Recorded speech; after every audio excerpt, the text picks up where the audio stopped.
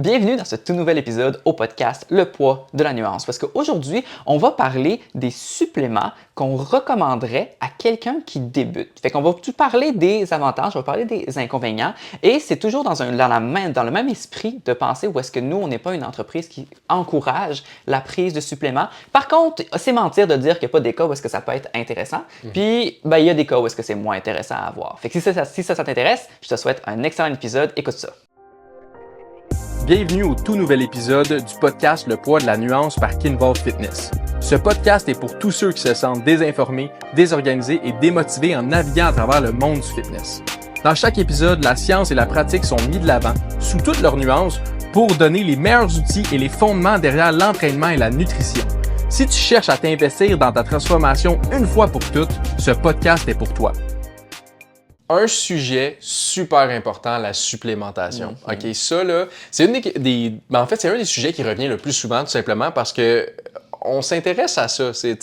La supplémentation, c'est intéressant. Comment je peux avoir plus de résultats? Puis si la supplémentation peut m'apporter plus de résultats, il n'y a aucune raison pourquoi j'en prendrais pas. Puis même souvent, les gens vont prioriser les suppléments à la base en entraînement. Bref, tout ça pour dire, c'est vraiment un sujet que pour nous, qui est moins important que pour vous.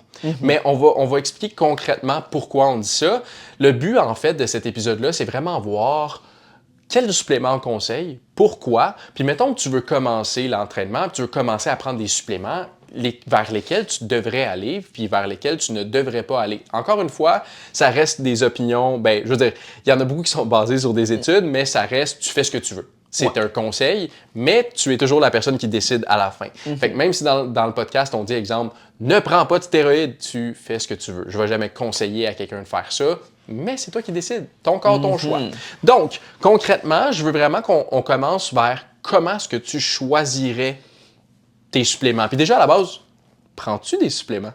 Oui, on va être tout transparent. Moi, je prends des suppléments parce que justement, ça me permet de faciliter certaines choses, comme par exemple l'atteinte de mes protéines par jour. Je prends de la supplémentation en créatine pour avoir un effet bénéfique au niveau de ma force, au niveau de mes entraînements, au niveau de peut-être mon potentiel de développer de la masse musculaire aussi. Bref, je prends des oméga 3, je prends de la vitamine D, puis je prends de la caféine. Et dans le fond, ce qui est important de savoir, c'est que souvent, c'est quand on parle des suppléments en ligne, souvent, il va y avoir cette composante-là, un peu de peur d'avoir des carences. Puis comme, hey, moi, si je prends pas ça, je vais pas avoir les bienfaits parce que ça manque à mon alimentation. Et déjà là, en partant, je veux vous dire que dans la majorité des cas, puis quand je parle de la majorité, là, je veux dire, dans 80% de la population, les carences alimentaires se font rares. Parce que les carences, ça veut dire qu'on a vraiment une quantité, on n'atteint pas les recommandations minimales. Et les recommandations minimales dans l'alimentation, ce n'est pas les recommandations optimales pour le développement musculaire ou qui pourraient encourager une perte de gras. Les recommandations minimales sont vraiment par rapport à la santé. Donc, si j'en ai moins que ça pourrait être un risque pour ma santé. C'est très rare ces cas-là, qu'on ait des carences aussi fortes. Et souvent, si vous en avez, vous allez savoir parce que vous allez probablement finir chez le médecin ou voir un nutritionniste ou consulter des professionnels pour ça. Mais bref, tout ça pour dire que vraiment, la supplémentation, c'est pas le levier principal chez les personnes qui ont des objectifs de transformation physique, que ce soit prise de masse musculaire ou perte de gras. Ça peut par contre encourager certaines pratiques, ça peut favoriser l'augmentation de la force ou des aspects très spécifiques. Mais ça vient dans l'ordre beaucoup du détail. J'aime dire que la supplémentation, ça n'aura pas de bénéfice de plus de 5% et même là, de 5% en fonction des suppléments qu'on choisit par rapport à une alimentation qui est saine ou littéralement l'amélioration de l'entraînement qu'on fait. Donc, c'est pas quelque chose qu'on a tendance à proposer. Par contre, il y a des choix qu'on peut faire qui peuvent nous aider. Ouais. Je vais prendre le temps de juste y aller avec comment moi je choisirais un supplément. OK? Parce que je me base sur le fait que si on a une pyramide des priorités en entraînement, logiquement, les suppléments sont dans le top, donc en haut de la pyramide, c'est-à-dire que ce n'est pas la base. Donc, moi, je me base sur le fait que la base est déjà faite. Puis la base, pour moi, c'est évidemment le sommeil, c'est évidemment une alimentation équilibrée, une alimentation qui veut pas riche en protéines, en fait, que tu as assez de protéines, mais que c'est assez équilibré pour que tu aies assez de vitamines et minéraux aussi, ce qui est super important. Fruits et légumes, on aime. Fait que le point, c'est que je me base sur ça. À partir de ce moment-là, je me dis c'est du cas par cas. Puis ce que je veux dire par là, c'est quel supplément moi j'ai besoin, ça sera sûrement pas le même supplément que toi tu as besoin. Ouais. Parce qu'on a tous une alimentation différente. Exemple concret, le plus facile à comprendre selon moi, c'est les oméga-3. OK? Moi, je n'aime pas le poisson. Ben, c'est pas mon aliment préféré, puis je sais pas ce que j'ai dans mon alimentation, et donc j'ai pas beaucoup d'oméga-3. Donc, moi, un supplément que je conseillerais, c'est les oméga-3. Mais d'un autre côté, là, exemple, Simon, il est pareil que moi, mais d'un autre côté, mettons, Simon, il mange juste du poisson, il adore le poisson. Bien, si je dis à Simon, oméga-3, c'est sûr que c'est bon pour toi, faut que tu en prennes, mais Simon, il a déjà 800% de son oméga-3 parce qu'il mange du poisson à tous les jours, ben est-ce que c'est vrai ce que je viens de dire? Non. Alors, est-ce que selon moi, on peut conseiller un supplément à tout le monde? Un autre exemple qui est vraiment concret et qui est vrai dans cette situation-là, moi, mon alimentation est assez riche en protéines pour ne pas que j'aie besoin de protéines. Simon, moins. Fait que ça fait en sorte que Simon utilise des shakes de protéines, puis moi, j'en ai pas besoin. Mais là, tu dois dire, on en a toujours besoin de plus de protéines? Non, c'est ça le point qui est intéressant. Parce que une fois que ton corps a ce qu'il a besoin pour faire ce qu'il est supposé de faire, si tu lui en donnes plus, qu'est-ce qui arrive? Tu le pisses. D'une façon très simple, ton corps va l'utiliser ailleurs. Le point, c'est juste qu'il va l'utiliser sur d'autres fonctions pour les protéines. Fait qu'il ne va pas nécessairement juste comme ah, ben tu vas avoir plus de muscles. Non, une fois que tu as le nombre de protéines que tu as besoin pour rebâtir ta masse musculaire après un entraînement, ton muscle, ça ne sera pas mieux. Tu comprends? Le travail va être fait. Il ne va pas être plus que fait. Fait que souvent, moi, quand je m'en vais pour choisir des suppléments, c'est est-ce que, selon moi, j'en ai assez dans mon alimentation avec ce que je mange? Puis je sais que des fois, c'est difficile. Tu sais, des suppléments comme le magnésium, est-ce qu'on en a assez? Est-ce qu'on pourrait bénéficier d'en avoir plus? C'est pour ça que je pense, selon moi, c'est quelque chose qui est assez neutre. Si tu as l'impression que le magnésium, ça t'aide, good, vas-y. Mais à la base, si on reparle des suppléments qu'on prend, je prends sensiblement la même chose que Simon. Oméga 3, ben là, pas protéines, mais oméga 3, créatine, caféine, puis de la vitamine D. Le point là-dedans, c'est que la logique, si je suis la logique que j'avais, oméga 3, je mange pas assez d'oméga 3 dans mon alimentation. Vitamine D, c'est un point où je pense qu'on en a tous pas tant assez, surtout l'hiver, étant donné que le soleil est de moins en moins là. Puis honnêtement, moi, exemple, je travaille dans un bureau, puis le soleil, je le vois rarement. Fait que ça fait en sorte que ben, je sais que la vitamine D, c'est pas optimal, fait que je prends ça. Puis la créatine, on n'en a pas assez souvent dans l'alimentation pour avoir les résultats qu'on veut qu'il y ait. Fait que c'est la logique que j'ai tendance à donner. Est-ce que tu as quelque chose à rajouter avant qu'on move on sur un autre point? Ben, une autre logique que je voudrais avoir, c'est puis ça, c'est vraiment plus personnel, mais en fait financier aussi, c'est est-ce que ça vaut la peine, pour les effets promis, est-ce que ça vaut la peine? Puis là, c'est plus le volet scientifique qui est intéressant. Est-ce que j'ai vraiment des résultats avec ça? Est-ce que je peux? Parce que souvent, tu sais, l'industrie de la supplémentation, il faut savoir que c'est une industrie qui est très, très, très profitable, puis qui joue beaucoup sur la vulnérabilité des gens. Vous voyez un peu mon billet personnel par rapport à ça. Mais il y a des suppléments qui, en théorie, auraient des effets positifs, mais est-ce que concrètement, ça en vaut la peine de dépenser de l'argent pour ça? Pas nécessairement. Puis là, je vais donner l'exemple très, très simple, par exemple, des BCAA. Par exemple, d'un point de vue très logique, bien, les BCAA, c'est des acides aminés. Fait que ces acides aminés-là qu'on va aller chercher, puis c'est juste les trois basiques là, qu'on va aller chercher, ben est-ce que je peux les avoir dans mon alimentation sans avoir à payer ça? À 120%, 200%, oui, c'est absolument pas essentiel d'en prendre. Ça va être très spécifique. Les gens qui pourraient en bénéficier, est-ce que ça vaut l'investissement d'argent? Non, je préférais investir mon argent ailleurs. Fait que moi, il y a l'enjeu financier aussi parce qu'il y a des gens qui peuvent dépenser des centaines et des centaines de dollars en suppléments qui pourraient investir peut-être sur d'autres affaires comme par exemple consulter une nutritionniste ou avoir un coach. Je dis ça, je dis rien. Et il y a aussi il y a l'enjeu financier, mais il y a aussi l'enjeu juste de santé. Est-ce que ça a des impacts sur la santé ou est-ce qu'il y a des risques à en prendre trop? Parfois, on a l'impression que les suppléments, parce que c'est naturel, il n'y a pas de risque d'en prendre trop. Mais on peut consommé trop de certains suppléments. Donc, par exemple, le magnésium, il y a quand même une dose maximale quotidienne où est-ce qu'au-delà de cette dose, il va avoir des effets néfastes sur la santé. Et souvent, on ne s'en rend pas compte. Ça, c'est un autre point qui me vient en tête, c'est qu'il y a beaucoup de suppléments généraux. Fait que c'est pas ciblé comme juste un supplément de vitamine D ou juste un supplément de protéines, mais il y a beaucoup de suppléments comme des multivitamines, des complexes de magnésium, puis là, j'en ai plus qui me vient en tête, mais qui ont du magnésium réparti sur plusieurs types de suppléments. Fait qu'on s'en rend pas compte, mais on augmente notre dose de manière significative. Fait que tous les enjeux financiers puis les enjeux liés à la santé et la sécurité aussi. Ouais, puis tu sais, la réalité, c'est que c'est pas parce qu'un supplément est populaire qu'il est vraiment efficace. Parce que l'exemple concret du BCAA, c'en est un. Tu sais, je veux dire, pour ceux qui ne savent pas c'est quoi des acides aminés, c'est les composantes d'une protéine. Et donc, une protéine complète devrait, a en fait tous les acides aminés nécessaires. Et donc, si tu manges assez de protéines, tu as assez d'acides aminés. Ouais. Voilà, fait que ça fait en sorte qu'à ce moment-là, l'utilité est moindre. C'est très niché, mais c'est même pas pour ça que c'est promu. Tu sais, mettons, tu fais de la course pendant longtemps, tu vas avoir des acides aminés pour pas qu'il y ait des dégradations de muscles. OK, peut-être. Mettons, t'es végétarien, tu veux complémenter... comment je peux dire ça? Compléter, mon Dieu. Compléter tes protéines parce que les protéines végétales sont incomplètes. Tu le fais avec les BCAA. OK, peut-être. Mais c'est pas pour ça que c'est démontré. Puis si les gens qui le prennent en temps normal, c'est pas pour ça. Ouais. Fait que c'est plus ça. Puis moi, souvent, ce que j'ai tendance à... c'est quoi prendre comme supplément, ça serait mon conseil, mais quoi ne pas prendre, moi, je ferais juste attention aux suppléments qui ont l'air de promettre beaucoup.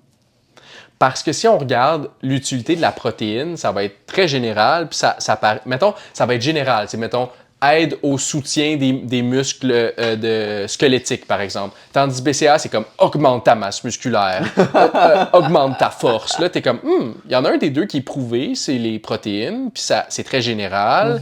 Ça dit que c'est bon pour le maintien de la masse musculaire, tandis que l'autre, on dirait qu'il y a quelque chose à prouver. On dirait que les BCA, ils veulent te prouver qu'ils sont efficaces pour quelque chose. Je trouve ça un petit peu... Puis, tu sais, ça me fait penser aux fat burners souvent. Ouais. Tu sais, souvent, tous les suppléments pour la perte de gras, c'est des choses que, selon une étude, la caféine va faire en sorte que tu vas brûler plus dans une journée. Fait que là, ils vont prendre cette donnée-là, mais sans réaliser que oui, c'est vrai que tu vas brûler 23 calories de plus dans une journée. J'exagère, mais tu sais, 23 calories de plus. Fait qu'au final, tu vas finir par faire pomper ton cœur à 123 BPM à tous les jours, à chaque heure de la journée, pour finalement brûler 23 calories. C'est même pas l'équivalent d'une toast. Fait que, tu sais, je veux dire, faut aussi voir ça, au niveau de la santé, VS, qu'est-ce que ça t'apporte, comme Simon disait, ça, c'est pas quelque chose qui est comme qui vaut tant la peine. Je sais pas si... je me suis perdu un peu, mais tu comprends... Ouais, je pense qu'on comprend que c'est très... il y a beaucoup d'enjeux à réfléchir au final, mais cet épisode-là, on veut vraiment un peu d'expliquer mais pourquoi c'est du cas par cas, puis justement, dans quel contexte est-ce qu'on pourrait proposer l'un ou l'autre. Fait que c'est vraiment de nous notre perspective. Fait qu'à mettons, commençons avec la protéine en poudre. Pourquoi est-ce qu'on aurait tendance à en recommander à quelqu'un? Si t'en as pas assez. Si t'en as pas. Fait que, premièrement, si t'en as pas assez dans ton alimentation et que tu trouves que c'est difficile d'en rajouter, comme les personnes qui n'ont pas d'appétit, par exemple, pour rajouter plus de protéines, parce que, mettons, on va parler plus des viandes, c'est solide, par exemple. Fait que peut-être qu'ils vont vouloir ajouter de la protéine en poudre parce que c'est plus facile, ils n'ont pas d'appétit, mais ils aiment ça, mettre ça dans leur shake le matin parce qu'ils n'aiment pas les œufs. Fait qu'il y a toutes des manières de complémenter l'alimentation. Tant que tu n'es pas dépendant de ça, je pense que ça a tout à fait son utilité. Et moi, il y a un point de vue pratique à la protéine, c'est que la protéine en poudre, c'est transportable. Ouais. Donc, c'est facile d'être, mettons, à travailler 5 heures back-à-back, comme par exemple, moi, j'ai tendance à entraîner beaucoup tous mes clients le matin. Fait que moi, souvent, pendant 4-5 heures, je peux pas manger en même temps. Fait que c'est pratique d'avoir de la protéine en poudre parce que je peux juste en mettre dans mon shaker mon shaker, mélanger, puis là, c'est bon. Ouais. Puis en plus, c'est assez bon, tu sais, ça goûte le chocolat. Ça peut goûter ce que vous voulez, là, mais bref, moi j'aime celle au chocolat. Fait il y aurait des intérêts à avoir de la protéine en poudre dans son alimentation. Puis parfois, quand on veut maximiser notre apport en protéines, parfois c'est irréaliste de se dire, je vais manger comme 1 kilo de poulet dans une journée, par exemple. Ouais. Tu sais, d'un autre côté aussi, tantôt, je parlais des végétariens. Mais souvent, les végétariens, c'est des gens qui nous approchent en disant, écoute, j'ai de la misère à manger mes protéines. Fait que ça aussi, la protéine peut être en poudre, peut être une bonne idée. Puis d'un autre côté, Simon, ce qu'il disait, ça peut être irréaliste pour certaines personnes de manger tout ça. Mais tu sais, moi, exemple, c'est le contraire. Vu que j'ai vraiment faim, je vois pas l'intérêt de prendre de la poudre de protéines parce que je veux avoir de la viande solide qui va faire en sorte que je vais avoir moins faim, si je peux dire ça comme ça. Fait que c'est pour ça, justement, que c'est du cas par cas. Tu sais, si on va un petit peu plus sur les micronutriments, fait que vitamines et minéraux, puis on peut mettre oméga 3 là-dedans, c'est du cas par cas en fonction de ce que tu manges. Puis c'est ça qu'on disait tantôt. Tu sais, les oméga 3, si tu manges pas de poisson, peut-être que ton ratio oméga 3, oméga 6, il est pas très bon, fait que t'es mieux de prendre des oméga 3. D'un autre côté, tu sais, souvent, moi, je trouve que les vitamines, c'est quelque chose qui, à part la vitamine D, je trouve que c'est quelque chose qui est quand même relativement assez enrichi dans l'alimentation. Tu sais, je pense que le scorbut a fait assez peur que tout est enrichi à la vitamine C maintenant. Fait que prendre la vitamine C on the side, est-ce que je dirais que ça vaut la peine? Moi, je pense qu'on en a tous assez dans notre alimentation. C'est-à-dire, une croquée dans une orange, c'est à 800%. C'est vraiment comme le point où...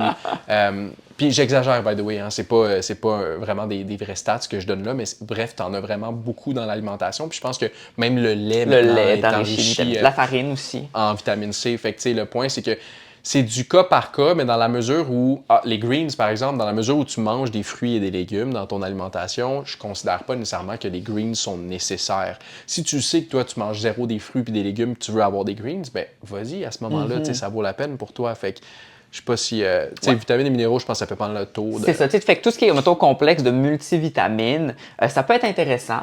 Je dirais à la base, souvent les multivitamines, les doses qui sont dedans, c'est pas très significatif. En fait que c'est difficile d'avoir des surdoses, entre guillemets, là, en prenant des multivitamines de vitamines puis de minéraux. Fait que souvent, il n'y a aucun risque lié à la prise de multivitamines et on peut en avoir on peut avoir des effets bénéfiques tout de même. Donc ça, c'est quelque chose que si vous voulez investir de l'argent dans des multivitamines, ben, c'est quelque chose que moi, je peux recommander là, sans stress. Les risques pour la santé sont très, très minimes. C'est aussi peu dispendieux, des multivitamines. Ça se trouve à la pharmacie.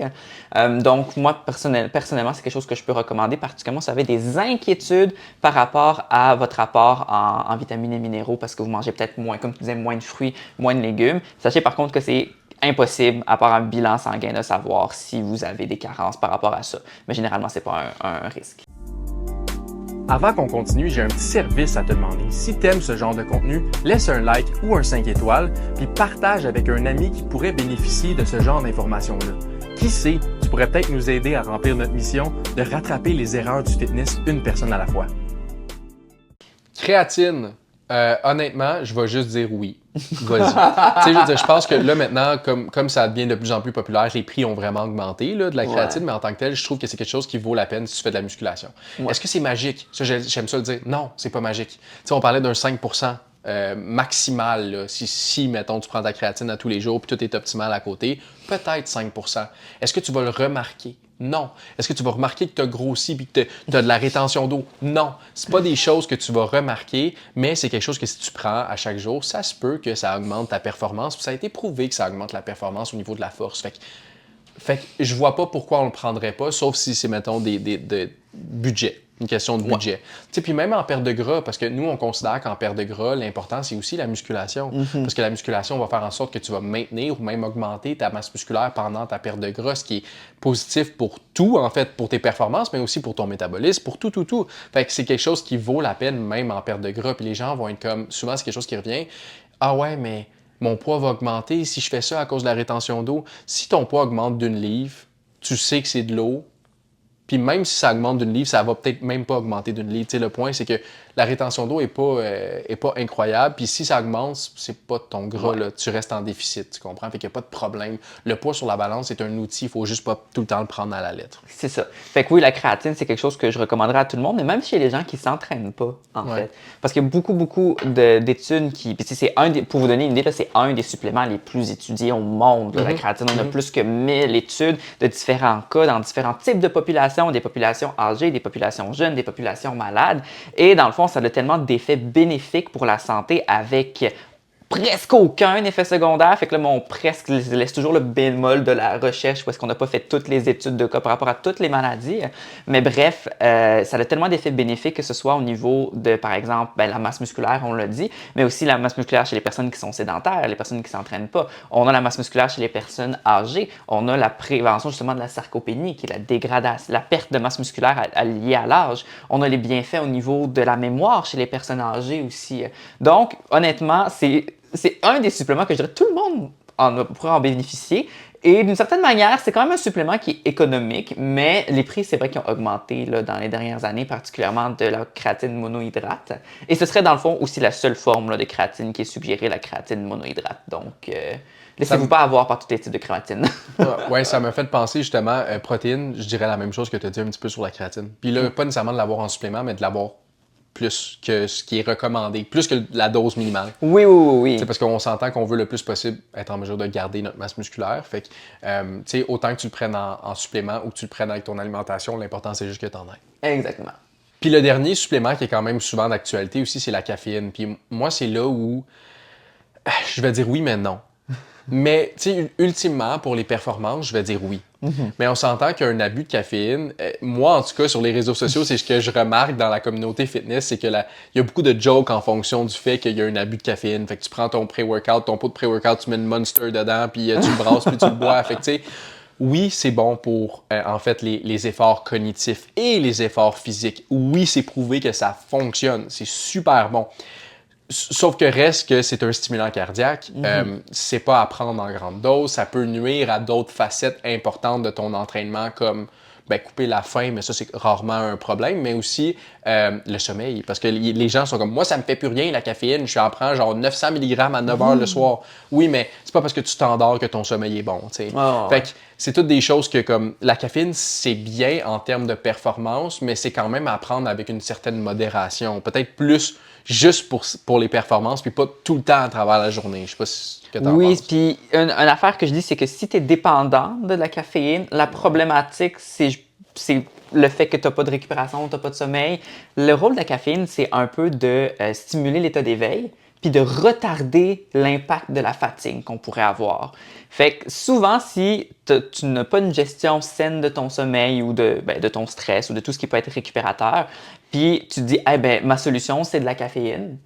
Là, OK, je serais comme non, il faudrait qu'on travaille sur autre chose. Puis moi-même, c'est un de mes péchés. Là. Moi, aussitôt que je me sens un peu fatigué, je me dis il faut que j'ai de la caféine pour avoir un état d'éveil. Un mané, c'est rendu quasiment placebo. Là. Mais bref, au niveau des performances, ça peut avoir des impacts positifs. Les gens ont tendance à surestimer la valeur que la caféine a au niveau des performances en musculation.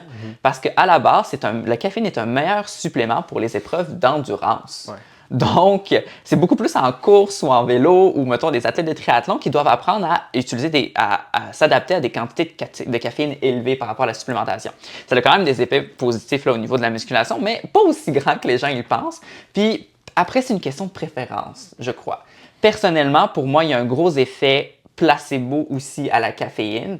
Puis ça, c'est vraiment personnel parce que ça fait comme partie d'une routine intégrée. Je prends mon pré-workout, je sais que je m'entraîne dans 20 à 30 minutes, je me mets dans un mindset que je m'entraîne. Fait que ça, c'est vraiment personnel. Fait que j'ai une dose de caféine qui est probablement plus élevée que la moyenne, mais ça veut pas dire que c'est santé là, sur cet aspect-là. Ce qu'il faut aussi faire attention avec la caféine, c'est l'accoutumance, dans la mesure où, tu sais, souvent, c'est le genre de truc qu'on se bâtit une certaine tolérance, fait que plus que tu en prends, plus que tu es capable d'en prendre, plus que ton corps s'habitue, mais c'est pas nécessairement bon signe. Il y a des gens qui vont me dire, moi, la caféine, ça me fait plus rien. Ouais, mais c'est pas bon, là. Genre, c'est pas bon, là. Si t'es rendu t'as besoin de ressentir quelque chose, tu dois prendre 3 scoops, c'est vraiment le temps de diminuer, là. Parce que ça, c'est quelque chose que cette accoutumance-là peut diminuer. Tu sais, prends une pause de, mettons, 1 mois de caféine, ce qui risque d'être assez tenace si tu prends déjà 10 000 mg dans une journée. Mais prends une pause, puis tu vas voir que quand tu vas recommencer l'accoutumance, là, tu vas pas être rendu où t'étais. Fait que c'est juste, il faut faire attention avec ce supplément-là. Je comprends les gens qui prônent ce supplément-là. Moi, je te dirais que je suis un petit peu neutre. Ça serait mentir de dire que moi aussi, j'en prends pas plus que la moyenne. Là. Ouais. Fait que je veux pas être la personne qui est peut-être qui dit hypocrite en fait, qui dit non, prends-en pas. Prends-en si tu veux, c'est bon pour la performance, mais à prendre avec un grain de sel. T'sais. Exactement. Puis si je donne l'approche que nous on a chez Kinvolve, quand on a des membres qui viennent avec nous, nous si la personne nous dit qu'elle prend pas de caféine, on va pas la starter sur tes pré-workouts. Non. On va pas être comme oh mon Dieu, tu as vraiment besoin de caféine avant ton entraînement. On va c'est pas quelque chose qu'on va encourager si la personne en consomme déjà pas. Si la personne elle veut s'essayer, ben là on lui donne les recommandations comme on fait avec vous. Mais à la base, si on prend un débutant qui sait pas quel supplément prendre pour commencer, on ne va pas recommander le pré-workout ou la caféine directement par rapport à ça.